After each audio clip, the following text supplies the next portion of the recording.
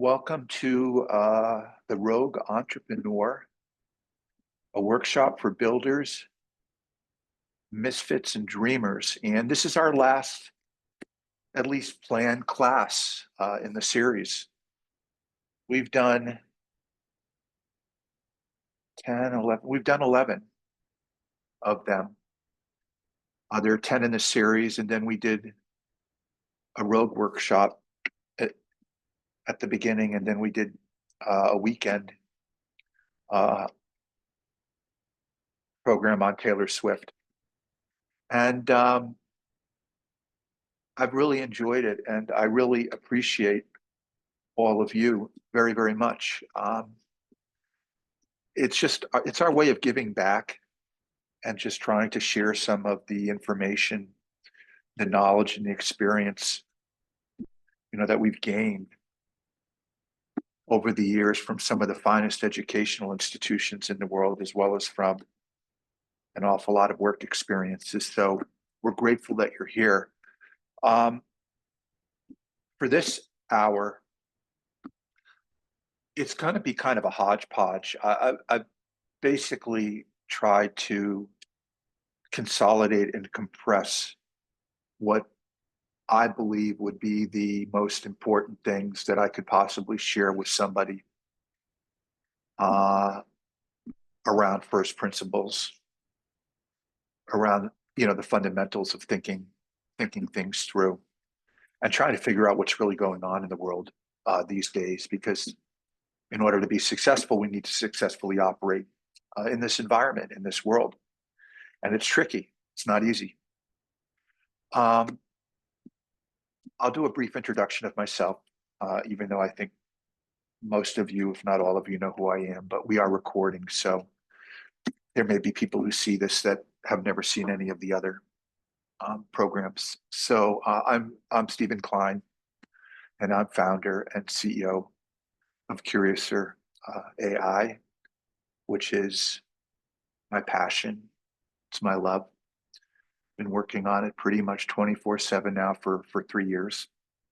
And it is an AI company that we really believe can change the world, that can design and deliver generative AI to benefit humanity, to make us all better, to help us think more critically, ultimately to create jobs and to elevate humanity, focusing on the value side, focusing on augmentation versus focusing on, automation and dismantling business. So that's sort of our life project right now. I also teach at Berkeley a whole bunch of different things to graduate students and undergraduate students. But I mostly focus on entrepreneurship, AI, ethics, and marketing. Prior to this, I ran innovation and marketing for an enormous law firm, the largest in the world, Denton's, from 2015 to 2021. I did a lot of different things there, but what I really fell in love with was in 2015. I pronounced myself an AI ethics expert. I just raised my hand and said, "Hey, I'm an AI expert. I am an expert in ethics." And in 22,000 people in the largest law firm in the world, no one else said that they were. So that made me an AI expert. So I had to learn a lot really, really fast because I wasn't then and I am not now. No one is. No one is. But I did, get to travel all over the world and speak to incredible people on the technology side, developers, lawyers, clients, chief legal officers, general counsel in the Fortune 500, all over the world, all over Europe, Asia, across the United States.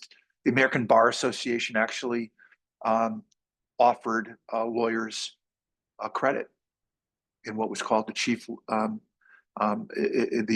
continued legal something or other, CLE program. So lawyers got credits for coming to the programs. And that's really where I kind of jumped on this roller coaster. It was 2015. So while I've been involved in technology for 30 plus years, AI has been a really big deal to me for the past 10 years, 10 to 15 years. And I'm also writing a couple books working with Georgetown, one on a post-automation world and the other on the topic of entrepreneurship. I think if I could just share one bit of counsel, it would be that we all just, I think, need to breathe more. There's just so much craziness out there right now. And I think we can really get caught up in it and not even realize we are getting caught up in it. And I do think that we should be very, very diligent about breathing and about thinking.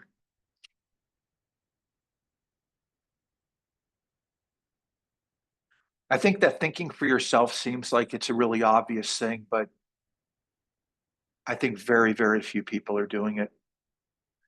And I'm becoming increasingly convinced that less and less people are thinking for themselves. And I just hope it's not a dying art. I don't think, hey, Andrew, I don't think that it is a comfortable thing to do, because if you're thinking for yourself, that means that you're potentially confused. That means that there is almost certain uncertainty. But it really is important to ask questions. And I'm just amazed at how few people do ask questions. It seems that if somebody has a lot of money and they have a platform and they have an opinion, a lot of us just accept that opinion as fact. And we just sort of absorb that. And I just want to give some examples of how incredibly insidious marketing, business, and industry can be. And it's going on right now, and I'll build up to it, but just quickly, in the 1950s, the sugar industry was a really big deal. It still is. But scientific studies started emerging, and people started realizing that sugar wasn't good for you. In fact, sugar was really, really bad for you. And in fact, sugar is really bad for you.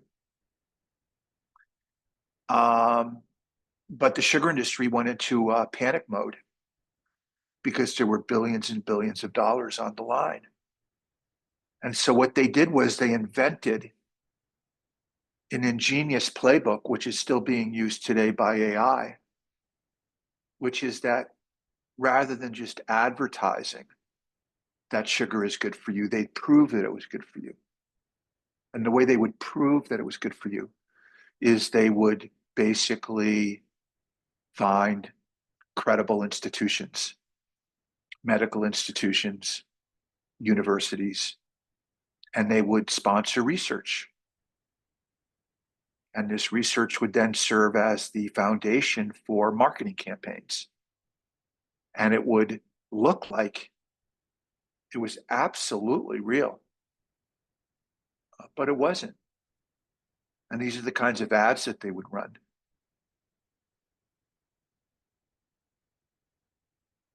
And then later, cigarettes and the tobacco industry took the playbook and refined it, literally suggesting that, you know, pregnant women ought to smoke. And that if you blow smoke in someone's face, you'll, have a higher probability of having sex. And that doctors are recommending it. Almost to the point where the more cigarettes you smoke, the healthier you'll be. And this advertising and this marketing was very, very effective. Very effective. I mean, it looks ridiculous now, but it was very effective because people didn't question the authorities, the experts. When a medical association said cigarettes they were okay for you, people believed it. Or when, Ivy League universities said the same thing, people believed it. And in just the past week, There have been three pretty extraordinary stories. There's probably a lot more than that. I'll start with the bottom one because it's the one most closely related to the cigarettes and to the sugar. But I don't know if you all saw, was it yesterday or the day before, the fact that there was all of this excitement within the generative AI industry that generative AI was able to pass the highest standard in certified financial advisors, basically implying that the generative AI is now as smart and as good as any human financial advisor. And they presented all of this data, and the NYU was behind it. But if you looked at it, the people paying for it were a business in the industry of using AI to compete with human financial advisors. Okay? So this was just a marketing funnel.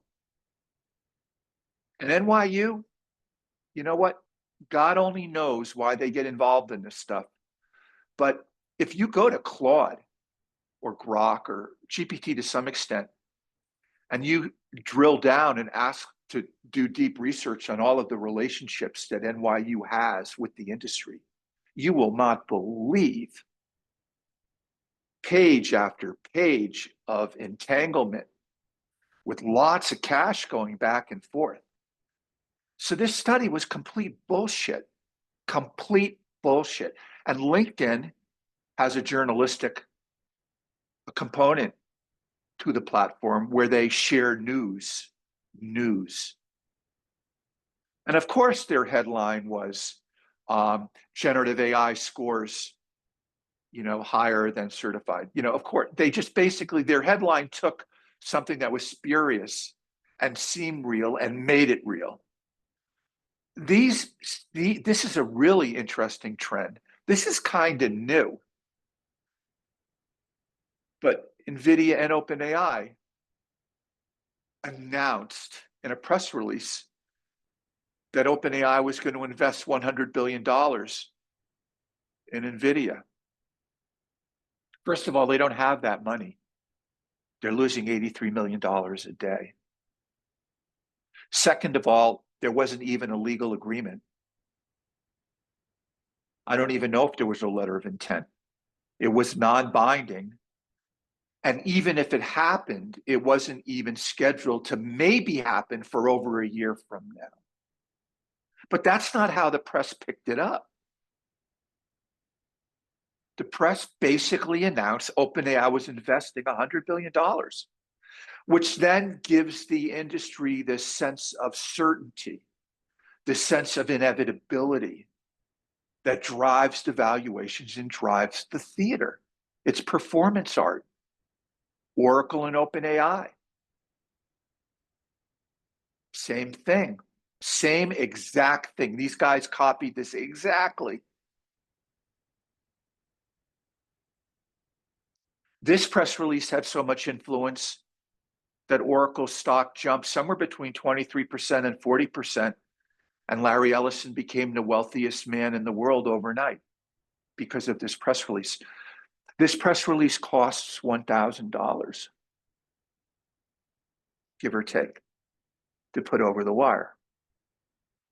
Can you imagine living in a world where Larry Ellison and Sam Altman can text each other and say, hey, I got an idea. And I bet you that's how this went down.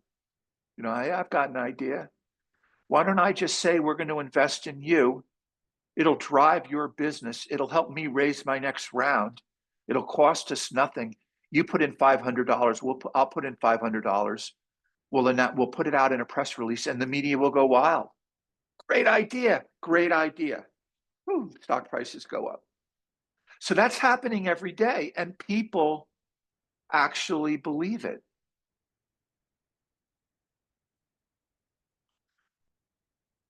So why do entrepreneurs matter? Well, entrepreneurs are the guys that are going to get it right. If there's any hope for business, for capitalism, for the world, for job creation, it really does come down to entrepreneurs. And that's not an exaggeration. So there's roughly 40 million, depending on the data source. It can be 30, it can be 50, but there's roughly 40 million entrepreneurs in the United States. 99.9% of all businesses are small to medium-sized businesses. So it's an enormous, enormous percentage of the American economy. 20% of all Americans plan on starting a business in the next year. 20% of what, 340 million people? So not only is it a huge market, it's a hockey stick in terms of growth curve.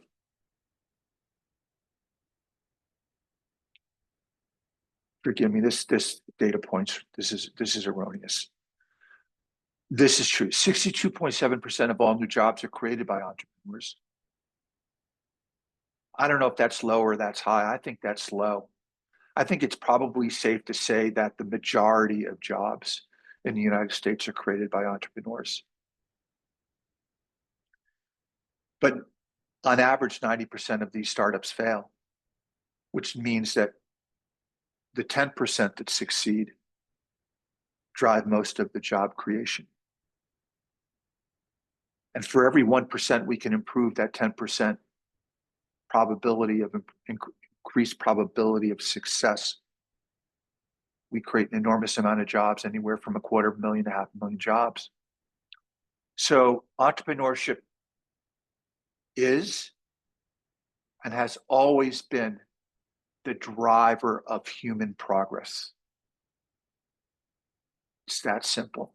There is no progress that doesn't manifest out of entrepreneurs, which manifest out of ideas in an individual's mind. The larger companies, the Googles, the Microsofts, the Salesforces, and I focus on tech because that's just who I am. They're not really inventing much new. What they do is they buy startups. So they buy the innovation. So that's the way the ecosystem works, right? DeepMinds creates this extraordinary technology in London, and Google buys DeepMinds. So no innovation really comes out of the larger businesses. They buy it and then they refine it. I think by definition, you got to have a bit of a rogue attitude in you if you're going to be an entrepreneur. I don't know how else to do it. You really have to have a lot of courage, and you really have to be out there. You really have to put yourself out there. And you really have to be willing to take shots. And you really have to be heartfelt. And you really have to believe in yourself. There's no other way to do it. This is one of my favorite quotes of all time. Every entrepreneur, every startup, every innovator sees something no one else sees, right?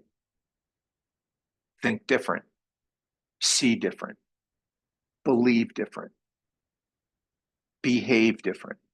It's all different. What's different mean? Different means different. It means everybody's over here, you're over here, which means you're kind of alone against everyone. You're almost always against the consensus. So it starts with seeing something no one else sees. That makes you crazy, right? If you're seeing something no one else is seeing, by definition, you're a little nuts until you're able to turn it into something that other people can see. One of my favorite stories, David Foster Wallace told a story at he was giving a speech at a graduation class, and he basically says that there are these two fish that are swimming on a beautiful day in the ocean, and they're happy as can be, and coming in the other direction is an older fish, and the older fish says, "Water sure is beautiful today, huh, fellas?" The two younger fish kind of look at each other and they smile, keep swimming. They're polite. And one of the younger fish turns to the other one and says, "What the hell is water?" So I don't know how different that is for us without getting overly philosophical. How much of this world we inhabit do we not actually understand or even see or notice because we don't have the perspective? And if we can see or notice those differences, if we are the only fish in the sea that understand water, there's tremendous power in that. It all comes down to seeing things that other people don't see, understanding things that other people don't understand, by asking questions other people don't have the courage to ask. So we're living through a period with lots and lots of change. Trying to even understand what is real and what's not has become challenging. And social media is not making it any easier. Technology is not making it any easier. But these are the moments that are really, I think, present the biggest opportunity. And one of the things that we all do as entrepreneurs is we really try to think about the future and think about what's going to change, right? So we're trying to develop business ideas or product ideas or just life ideas based on our analysis and scenario planning of a future state and what will be different about that future state. But you can turn that around, flip it, and ask yourself, what won't change? I like that question better. What won't change? A year from now, 5 years from now, 10 years from now, maybe even 100 years from now, what will not ever change? And think about how you might be able to take that information and that knowledge and develop ideas around that scenario. Curiouser.ai is isn't a company who's betting on change, actually, in a really paradoxical way. We're not.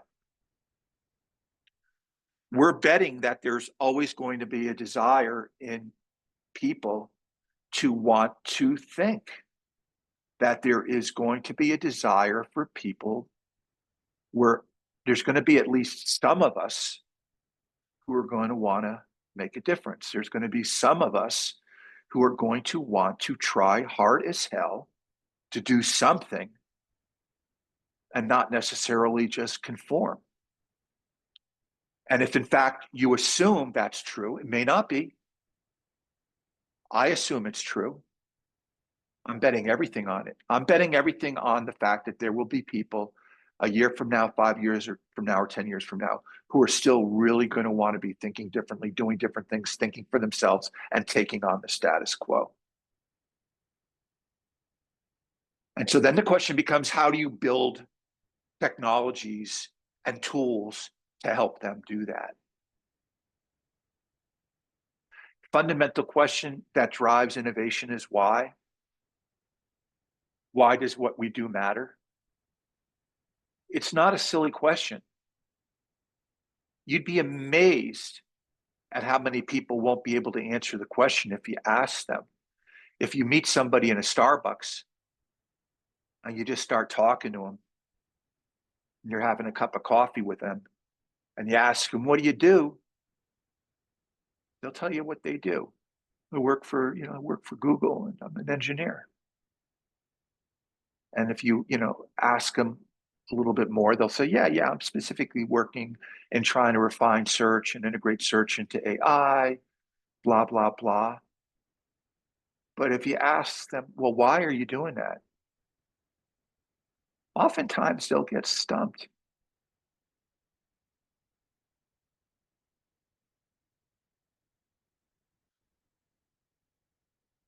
You know what? I'm going to skip this video. If you probably all have seen it. I've shown it before. Um, If you haven't seen it, you should watch it. It's Simon Sinek, a consultant, a very successful consultant who basically did a TED Talk that I think is it's in the top 3 of all time popular TED Talks. But in it, he really captures this whole golden circle idea, which is something that I believe is really, really important when it comes to not just entrepreneurs, but our lives, which is again, understanding that pretty much everybody knows what they do. Most people know how they do it, but not a whole lot of people know why they do it. And all of the leverage and all of the power comes from the why, all of it.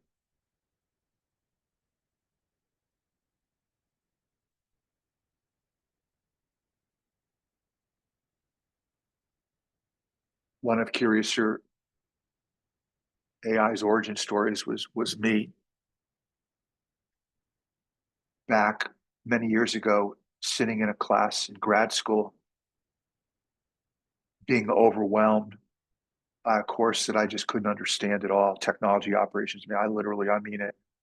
I was convinced I was the dumbest fuck in the world. I literally didn't have a clue what was going on in this class.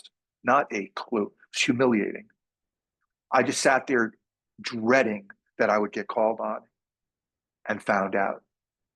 It was awful. It was horrible. Horrible. One of the worst experiences of my life.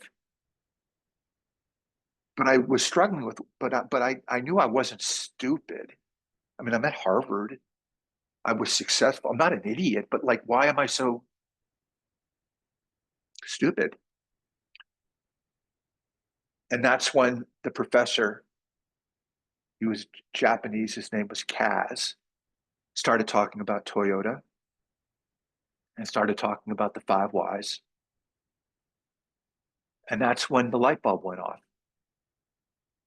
And that's when I realized that being smart wasn't about how much knowledge you had.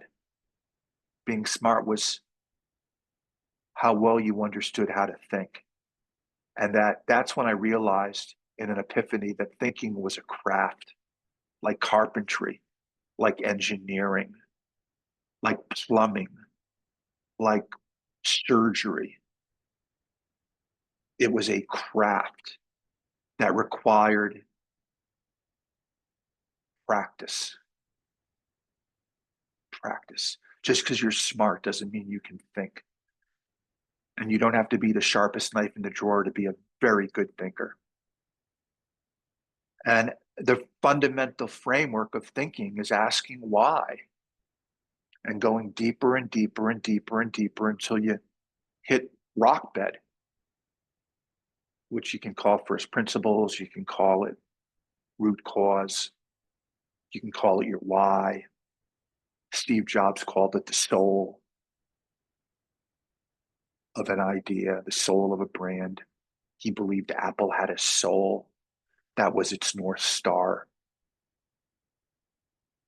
And this is how I try to operate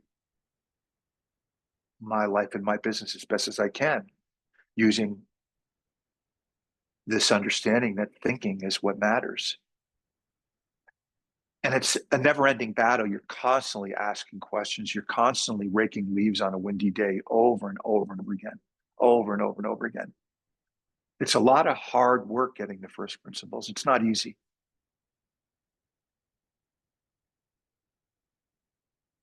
So the essence of a brand, and a brand for me is just a proxy for reputation, for idea.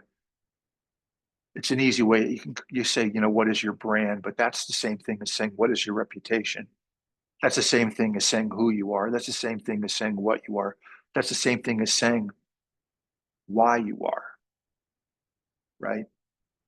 And these are all synonyms for the same thing, I think, pretty much. First principles, values, why, root cause, soul.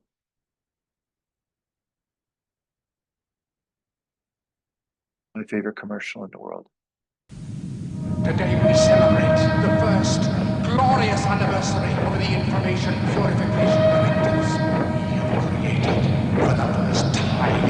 history, a garden of pure ideology, where each worker may bloom, secure from the pests of a contradictory thoughts.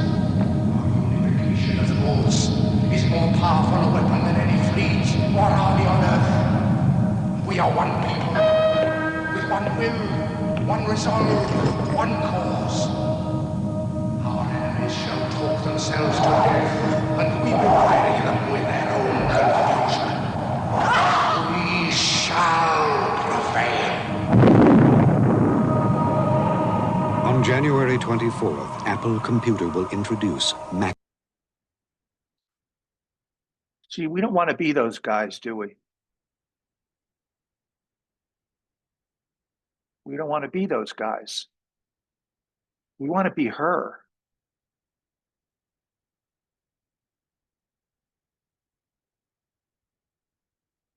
And Steve Jobs actually knew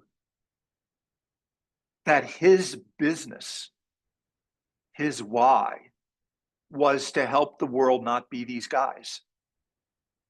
That's what he got up and did every day. How do I figure out ways to help the world not be these guys? Because these guys are all of us. They're LinkedIn. They're all the people that go to work at Meta every day. They're all the folks that conform. They're all cogs in the machine. They're all the people that read the NVIDIA press release and then start posting really quickly to try and get people to follow them about, they want to be the first to tell you that OpenAI just invested 100 billion in NVIDIA. Like that's like they want to be that guy. They want to be that person, that man, that woman. But Steve Jobs realized that deep, deep, deep, deep down inside, a lot of us is a desire not to be that guy. I don't want to live my life. I don't want to check out from planet Earth, look back on my life and say, I was just that guy. I don't want to be that. I do not want to do that. So he figured, well, gee, I'm going to build technology that's going to help people create new things, imagine new things. But not only am I going to create tools to help people do that, I'm going to give them permission with my brand to tell them it's okay to do that. In fact, I'm going to show them ads like this that are going to make them realize they want to be the ones to think different. Look, sorry here.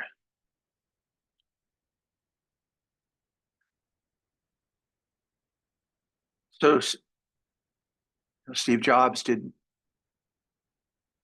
operate like a typical MBA. He wasn't even an engineer. He wasn't an MBA. He wasn't an engineer. He studied typography. He studied typography. That's why he thought connecting the dots was so important. And that's why he also thought that you've got to look back and connect the dots to figure out how to create new worlds. This was his favorite book. And this relates to the 5 whys. This relates to first principles. See how it's all the same thing.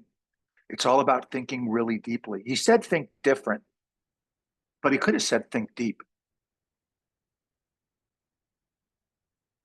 But that's just not as easy to understand. So, 5 whys, Steve Jobs. So him and Wozniak are sitting in a garage and they've got their rudimentary prototype of a computer. And you ask him, what are you doing? And Wozniak would probably say, well, we're building a really amazing computer, personal computer. Why? Why are you doing that? And Wozniak would probably say, well, because we want to make access to computing available to everybody. We want to democratize computing. We want to get it out there into the world. And the way we're going to do this is by creating a computer that's easier to use. that's accessible. Why? See, that's where most people would stop, right? That commercial I just showed you, 99% of technology companies that weren't Apple would have showed you a computer, would have shown you a commercial with a really beautiful computer with, it's the easiest computer to use, Mac, right? Right? It's the most beautiful, easiest computer to use. But that isn't what they did, because Steve Jobs would keep going. He'd say, okay, well, why do people want a computer that's easy to use? Why do people care?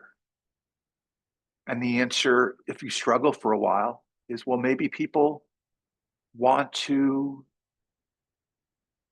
define your own limits. Maybe people want to push the boundaries of their potential. Maybe people want to try and create and imagine new worlds, you know? Picasso said, if you can imagine it, it's real. Maybe we can provide the imagination, the tools, the catalyst that can enable people to create new things. Why? Why do people want to create new things?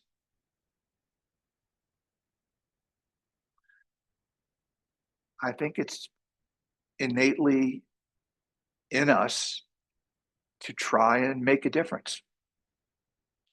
I think that's the business Apple was in, trying to making a difference business.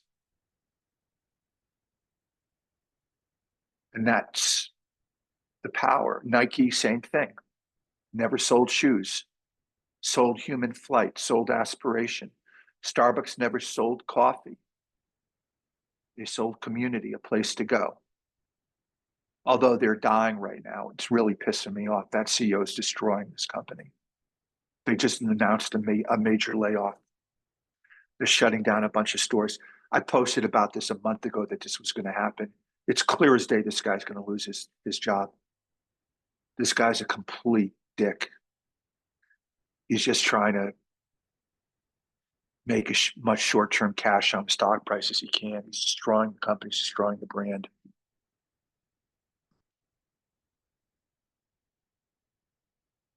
So this to me is really beautiful. So right now, all of you who are here today, and I would imagine just about everybody in the world has a dream.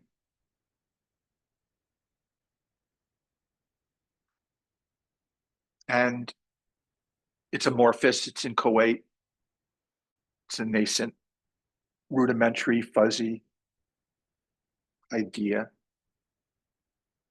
But sometimes they burn and they got to come out, right? They got to come out. I got a dream. I got to do something with it. This is too important. And in order for that dream to come out,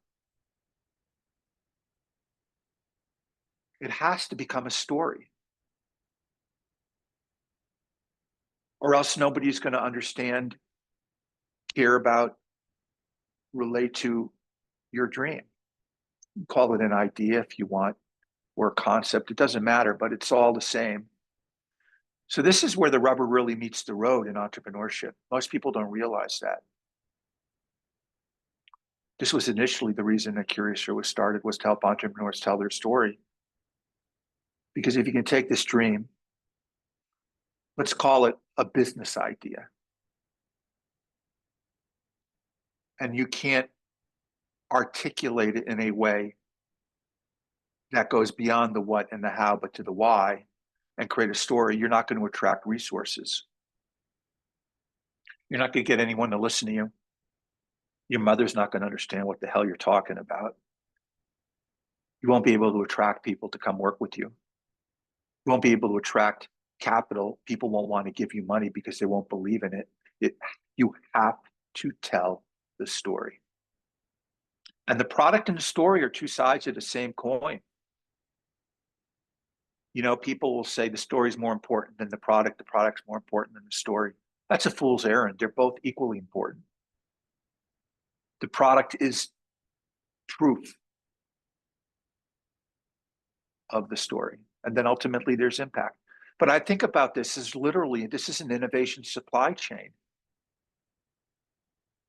a dream to a story, to people, resources, to product, to scale, product market fit, little feedback loop, boom, boom, boom, boom, boom, boom, impact.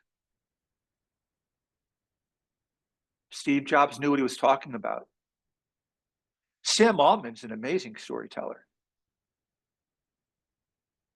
I think he may be the best storyteller. I don't know. He's pretty good.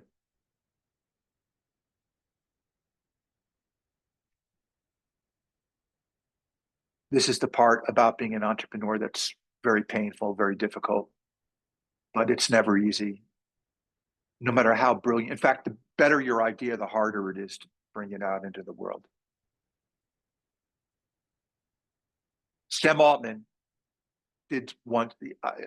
I've read and watched just about everything the guy's done because I'm fascinated by him. He said something very, very profound, actually, which I agree with 100%, which is that all of these entrepreneurs out there in the world that are all paranoid about talking about their idea because their idea is so great, somebody's going to hear it and take it and steal it, right? Stealth. We're stealth. That is so stupid because the better your idea, the less anyone's going to care. They're not going to get it.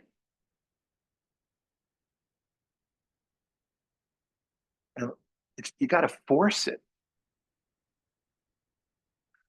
The other thing that really I think I find disturbing is how we live in a society where we're led to believe that we're kind of ordinary and average, and that there are these outliers we call geniuses. That genius is this lightning in a bottle. It's not. It's not. It's not rare at all.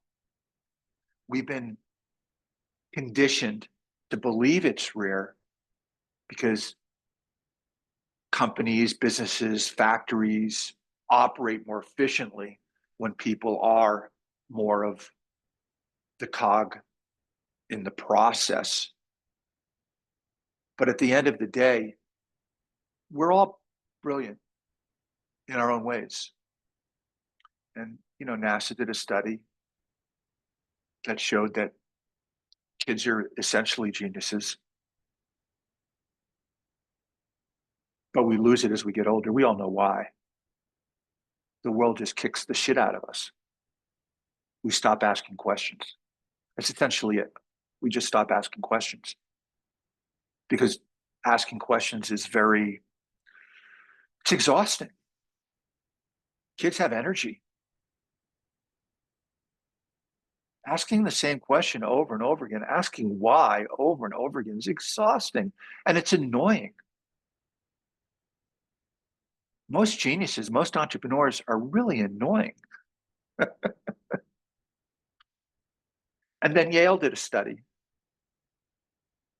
that kind of broke the myth that there is this powerful correlation between IQ and genius. There's some correlation, but not nearly as close as people think. And the metaphor they used is being a genius is like being born tall. That doesn't make you an NBA basketball player. And you can be shorter and still be great. So part of what I think is exciting about AI, and I hope that we are one of the companies that is able to pull this off, but someone will, is how to create this technology and design this technology in a way that brings the genius out in all of us, that scales brilliance, scales genius by catalyzing our ability to think, by helping us understand that craft of thinking.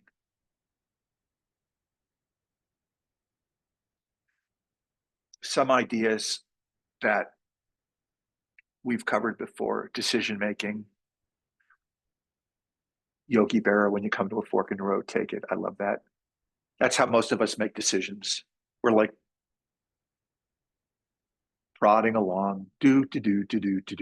Uh-oh, got a decision to make. Do I go left or do I go right? Hmm. And then what do? We think about what are the pros and the cons of going left? What are the pros and the cons of going right?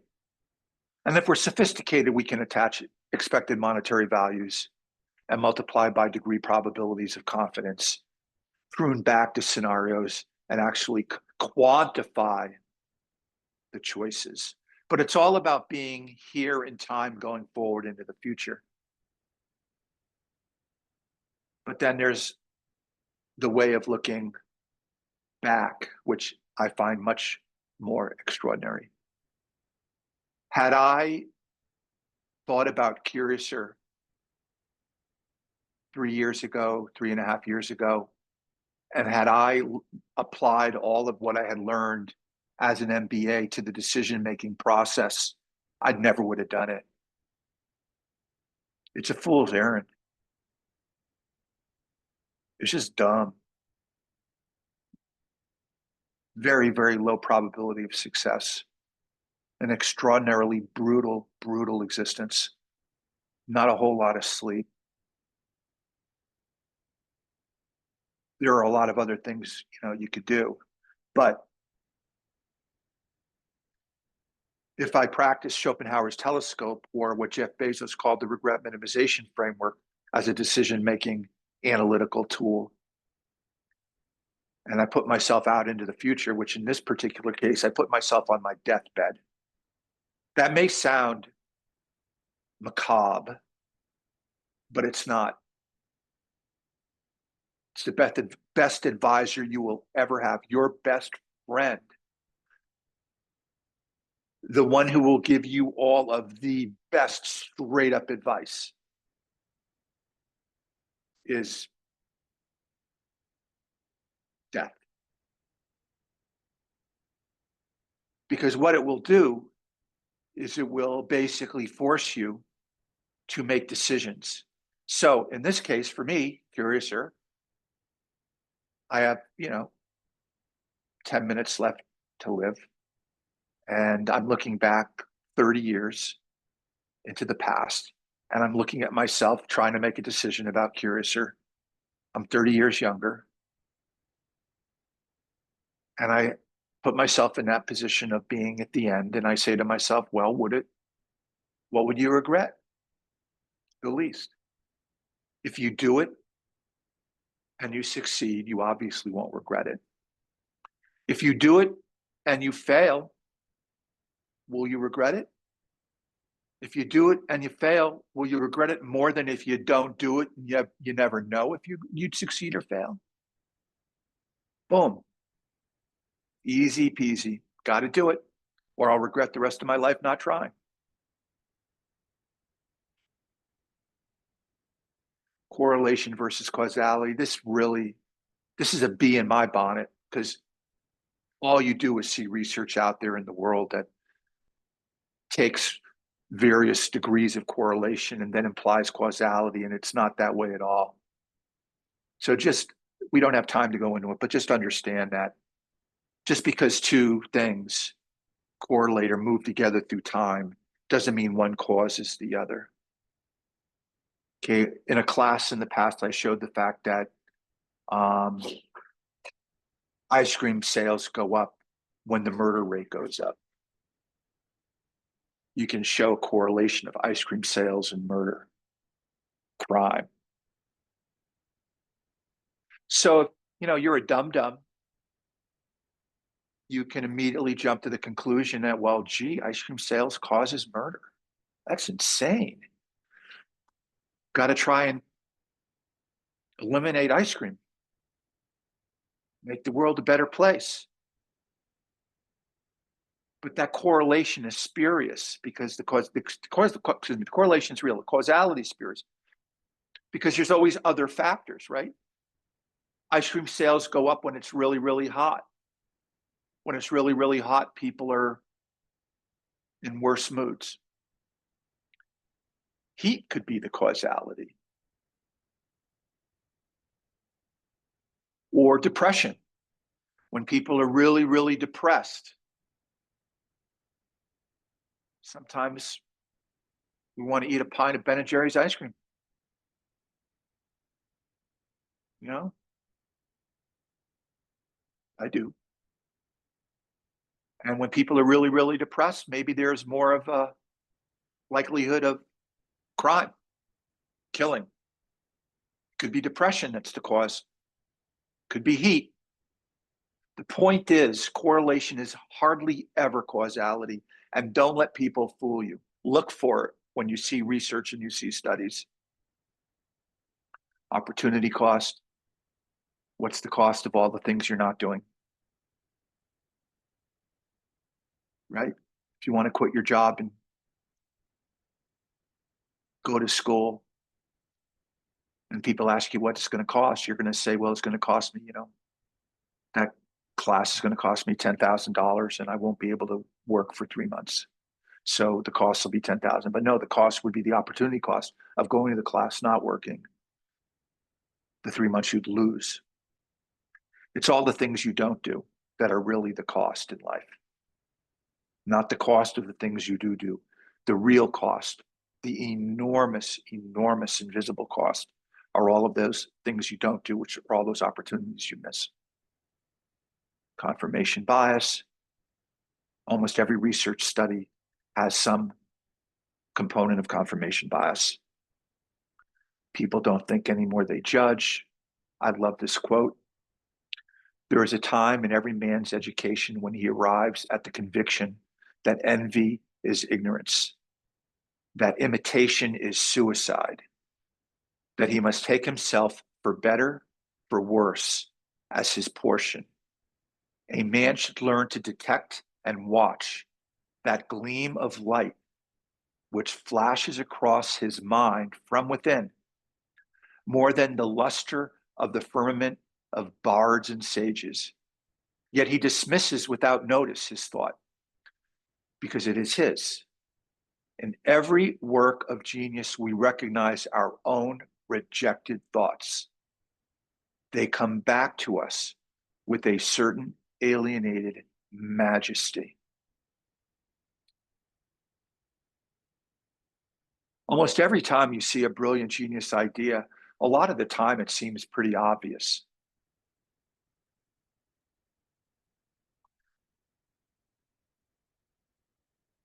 I don't believe failure is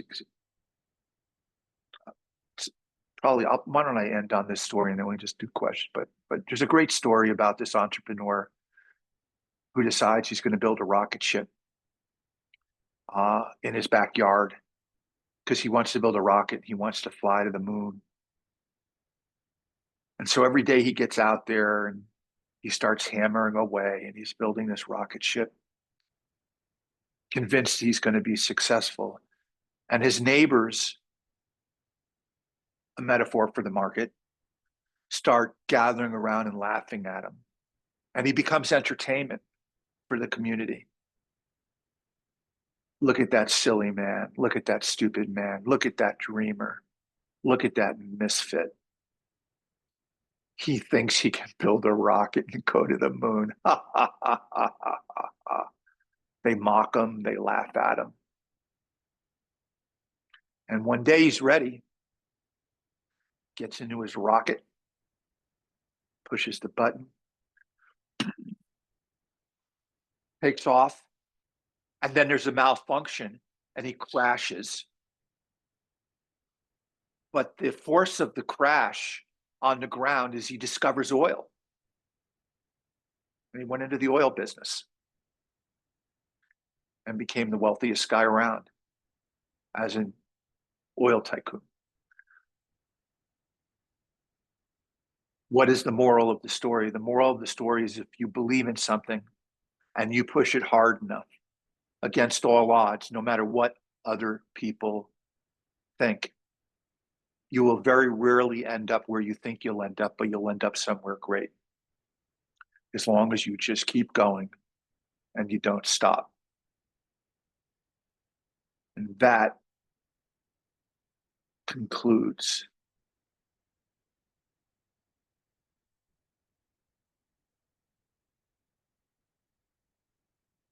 our program. the masterclass series, The Rogue Entrepreneur, a spiritual guide for builders, misfits, and dreamers.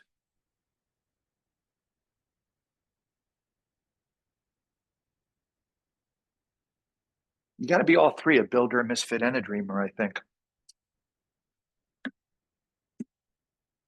So we were the team and I, Maori, the team and I were talking about whether we'll do more of these or not. We may do one a month. We'll think about it, just because it's fun for us, and if we can help one person, it's worth it.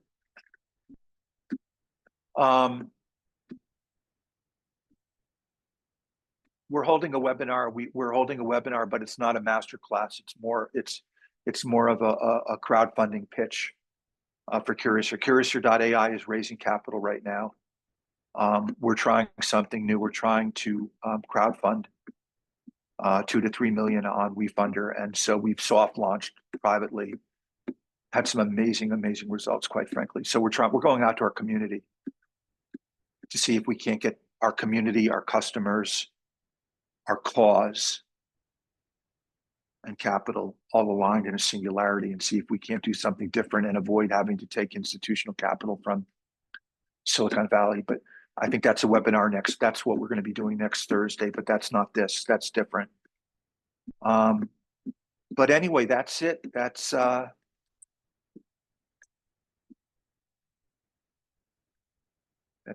We're done.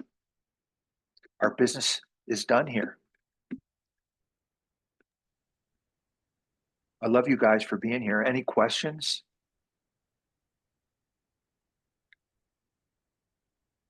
Comments?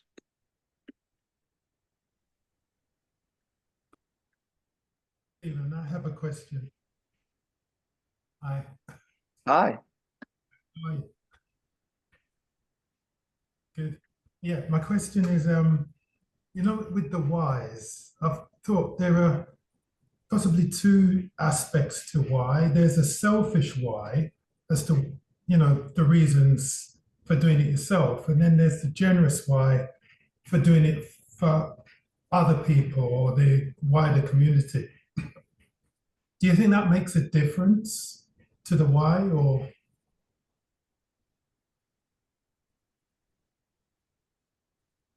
I don't know. I mean, I don't think so. I don't know. I don't think so, because if something is really, really important to you, it's probably going to be important to other people. I mean, there's this thing called founder markets fit, which I know puts it within the construct of entrepreneurship. But I mean, most entrepreneurs build products that they themselves really want and need, right? Why hasn't anybody done that? Why hasn't anybody created an AI that'll help me be smarter? Well, no one's doing it. Go do it. So on one hand, it's selfish, and on the other hand, it's not. It's altruistic and it's benevolent. I don't know if there's that much of a difference. It's a great question. I think it would depend on the specifics of the examples. Maybe there are examples where, because whys almost always get down to values. And I think values are archetypal, and I think they're shared across humanity. I really do. I think if you go deep enough, Neville, I think that if you find something that really, really deeply, deeply matters to you,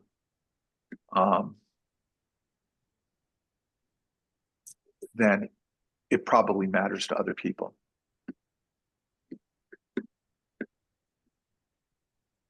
I don't know. It's a great question. Remember, the really, really good questions are often the questions that don't have answers. What do you think? I think there's a difference, because if somebody's doing it for selfish reasons, then I think it depends on where their morals lie, because different people have different morals. So if you're doing it because you want to be powerful and you want to control, then to me it seems like that could become dangerous because your motivations are for you, and the wider community could be damaged by your drive for power. Whereas if you're doing it for generous reasons, then you're more likely to sacrifice yourself for the community or the wider benefit. And I sort of see that when I look at as say companies get bigger and bigger and then more powerful, and then they become like a Facebook, although maybe they started out that way, but it wasn't so obvious. But then they become, then they're, like when they had the that meeting with the president, the US president, a couple of weeks ago, and are they doing it because they generally believe what they're doing will benefit everyone, or are they doing it because it will benefit them and their companies? Well, I don't know. I mean, two things can be true at the same time. So, for example, I hope what I'm doing is beneficial and good and altruistic to, let's just say, Curiouser, because I do believe and sincerely hope there is a positive impact and that we make a difference. But I'm also selfish. I mean, I wouldn't mind making a ridiculous amount of money. I wouldn't mind making a ridiculous amount of money because then I can do things with it, like have more impact, more power, right? Hell, I could buy a pickup truck and an Airstream trailer, and my wife and my golden retriever could, travel around the US for a year. That's selfish. So, I think that they're not necessarily mutually exclusive, right? Maybe there are circumstances where they are. Like, I suppose you could say, I wanted to build an AI company that I know is going to make me a lot of money, but it will destroy humanity. I have absolutely the best solution for going into a Fortune 500 company and telling the CFO I can help them cut half their staff. And I can prove it. And I will make so much freaking money so fast. That might be an argument for that. It's not a good thing. Having said that, I don't know. Maybe that efficiency at the end is, I don't know. But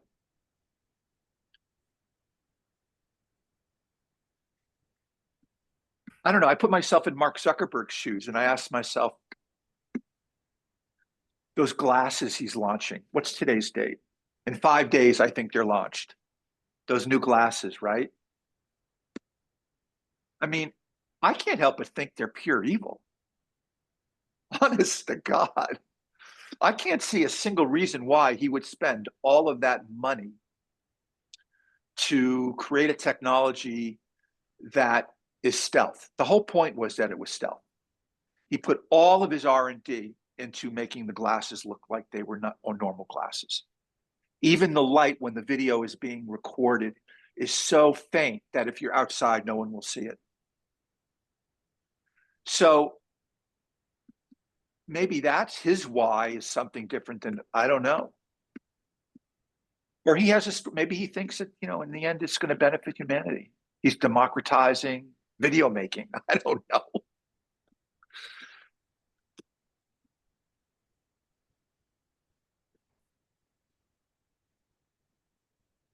Facebook started with a product called Face Smash, right? He stole pictures of all the prettiest girls at Harvard. He put them online. And then he invited all the guys to score. on a 1 to 10, who were the prettiest. That's how Facebook got started.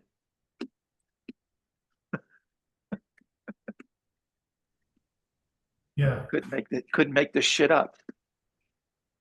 No one would believe you. Maslow's laws, hierarchy of needs. Yeah.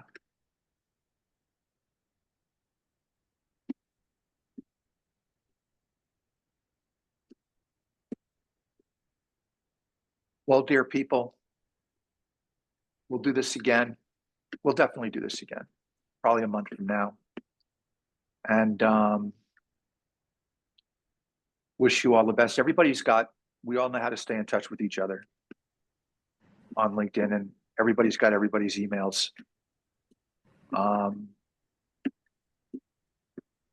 Do great things. All right. Anybody else have anything that they want to add or say? Or What's your thoughts about Dr. Deming and Toyota? Because I think Toyota basically subcontracted Dr. Deming to come up with 5 whys. I think it was a collaboration between Deming and Toyota. back in the 30s? I think Deming went there. That wasn't my understanding of it. That may be true. That wasn't my understanding of it. My understanding was that the dad came up with it and the Right. son like ran with it. Yeah. But there may have been a consultant involved. Because I think Deming sorry. going there for the total quality management. So I wasn't sure if it was the 5 whys that might have started with the Toyota senior, and then maybe the son brought in after World War II Dr. Deming, because no one has paid attention to Dr. Deming, and that might have been the accelerant to actually change Toyota. The my takeaway from it was that the real revolution that the 5 whys led them to was that everyone on earth who was manufacturing automobiles had it exactly wrong, exactly upside down, which was that you build a Ford-like assembly line and try and move stuff as fast as you can to the end, because speed, cycle time, throughput correlate to profitability and output, right? So It's the faster you can do it, the more efficient. And quality was secondary, and it was considered yield rate at the end of the line, right? Good, bad, good, bad. So if you had a 10% yield rate, 20% yield rate, that meant like, well, 80% of the products were okay until 20% weren't. Those weren't necessarily factored into the profitability efficiency model. Toyota said, I have an idea. Let's slow it all down. Let's realize the process is the quality. Let's give everybody on the line the power to pull an andon cord, stop the line, make suggestions on how to improve that particular component of that process. And in the end, we'll be more profitable, and boom, boom. And everyone scrambled. And that's now the model for all of manufacturing. Yeah. And the real insight there was that process and quality, process and product are the same thing. Process is product is process, quality is process is quality. You can't separate them. You cannot separate them. That's what I took out of the studying of Toyota. Yeah, Back because in I the know day when I studied it. I know Ford and Tesla are talking about doing the unboxing, which is basically the new assembly line, which is just going back to the previous, how if you remember the Liberty ships from World War II, how Kaiser, so it's really going back to more of an unboxing model, or, we're going back to what's new is old, or what's new is, it's just rebranded. Yep. Branded innovation. Yep. Well, software is manufacturing. It's the same thing, right? It's process. Yep. Website, everything is process. Everything is process. And the people who are really good at it are the ones who understand what's upstream and downstream from them. The people who are not very good at it just get themselves into their little world. Like, my job on this assembly line is purely to do that. When I'm done with that, so I get this, I do that, I hand that off, I'm done. The really smart ones have a more holistic view, call it design and manufacture. They actually see the process, and they can get engaged with the people that are providing them with the inputs so that they get better inputs. And they can bring the people downstream from them in earlier that can inform. And so the whole thing becomes much more fluid, right? And flat. Yep. And flat and more efficient, and quality goes up, efficiency goes up. And repetitive stress syndrome of basically, Yep. I And it's more interesting. Yep. Yeah. Yeah. I mean, it used to be that in manufacturing, design was a department in one building. And the old adage was they'd throw it over the wall. It would land in manufacturing, and manufacturing would have to figure out how to tool up and make it. And then some guy came with just in time and designed it. Some genius came up with the idea of, I have an idea. Let's put the designers and manufacturers together in the same place, so the manufacturers can help the designers design things that are easier to manufacture, and the designers can help them and all of a sudden, boom, you've got a successful company, right? Love it.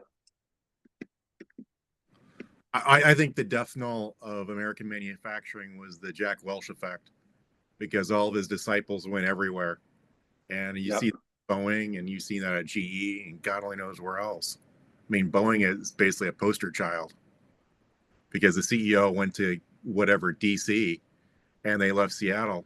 And, the products, the quality from the NTSB reports increased. Yeah, Jack Welch became a god because he was the first one to really smooth his earnings and was able to manage Wall Street well in terms of the quarterly meetings. You're right, Boeing. You're right. I mean, in a lot of ways, you have a similar situation with Sam Altman and OpenAI. Because if you look at every single one of these companies right now, they all came out of OpenAI 10 years ago, 12 years ago, right? All of them. All the technology Microsoft has, all the technology Salesforce has, Anthropic, Perplexity, Thinking Machines, Safe Intelligence, OpenAI, Elon Musk was there, Grok. They all came from the same place. Great. They all came from the same place. That's why all the models are the same. Yep. And they're all hitting a limit. I'll be curious. I personally, my bet is basically, I think, on quantum computing and biological computing. I think the Borg might get it right from Star Trek. Because they always thought Data was, not the greatest, which I thought was kind of ironic to actually take Star Trek and put it into the context of today. It's a great show. I'd love to teach an entire semester. You could teach leadership, ethics, values, philosophy, science, all through that show, The Next Generation, so amazingly easily. It's all there. It even like the original cast. I mean, the very fact that Scotty was basically a sniper. They were all amazing. Yeah, the characteristics of that is insane. Or just how Jean-Luc Picard or Kirk were the captains, were the leaders, but they were not nearly the smartest people in the world. It was a model for technology where back in the industrial age, basically the model was that the guy on top was the brain, and then everybody was a monkey. And the brain would enforce the process and the machinery to get the shit done so that you could optimize the amount of bananas you could make in the banana factory. But tech, it flips it. And CEOs in these companies aren't the smartest people in these companies. No way. No way. But they have an ability to somehow empower, orchestrate, distill, discern, right? It's a different skill set. right? Anyway, well, listen, people, it was wonderful. Grateful for you. Cheers. And yeah, stay in touch. Don't be strangers. Thank you to my colleagues and my team for all of the work that they put in. And yeah, Roger that. Bye. Cheers.